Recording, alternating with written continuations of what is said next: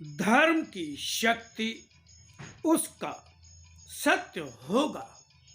मनुष्य के धर्म में उस सत्य के न होने से मनुष्य अशक्त होकर रह गया है। आत्मा ही सत्य, शेष सभी कुछ असत्य है।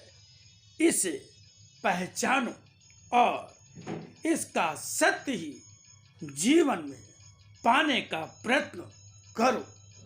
विश्वास रखो मुझ पर, अगर तुम भक्त हो मेरे, असत्य तुम्हारा लाभ कभी नहीं बनेगा। इसे नष्ट होना ही है। इसे जिस रूप में जैसा भी चाहो जानो, इसका बच पाना असंभव है। सत्य ही तुम्हारा लाभ बनेगा। इसका संचय करो। यह किसी के भी द्वारा नष्ट नहीं किया जा सकेगा। आज तक हर उस व्यक्ति का सत्य ही जीवित रहा है जिसने सत्य का संचय किया है।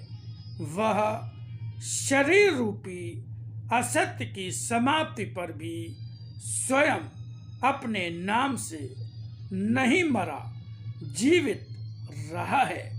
उन सत्य का संचय करने वालों के रूप में जो नष्ट नहीं हुए हैं, मेरे भक्त हैं, जिनका जीवन मेरे लिए कर्म करते हुए व्यय हुआ है। शेष तो संसार में असंख्य प्राणी जन्म ले चुके, मर चुके हैं और आज भी जन्मते मरते हैं। मगर कितनों को तुम मरने के बाद भी जीवित कह सकते हो? शरीर के साथ रहकर उसके माध्यम से कर्म करना आत्मा का धर्म होता है।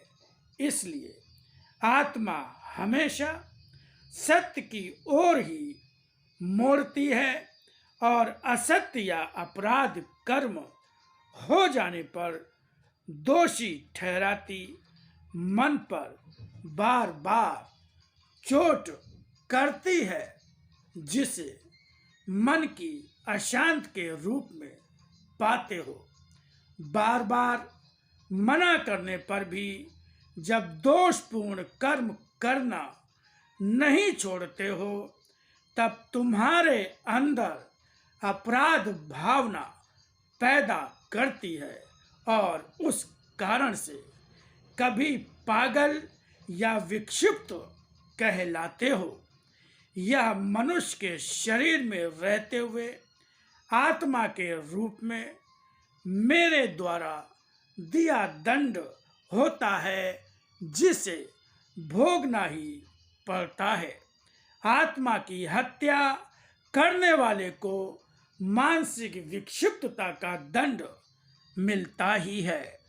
जो मेरे रूप की, जो हर क्षण तुम्हारे साथ रहती है, जिसे आत्मा कहते हो, उसकी अवज्ञा करते हुए, उसकी आवाज को अनसुना करते हुए कर्म करता है, वह मेरे द्वारा शारीरिक पक्षाघात का दंड पाता है।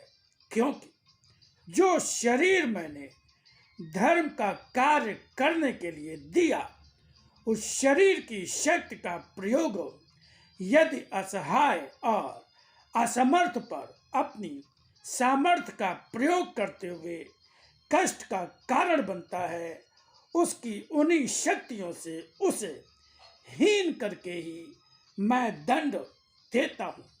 जो मेरे लिए कर्म करता है, वह मेरी ही शक्ति प्राप्त करता है।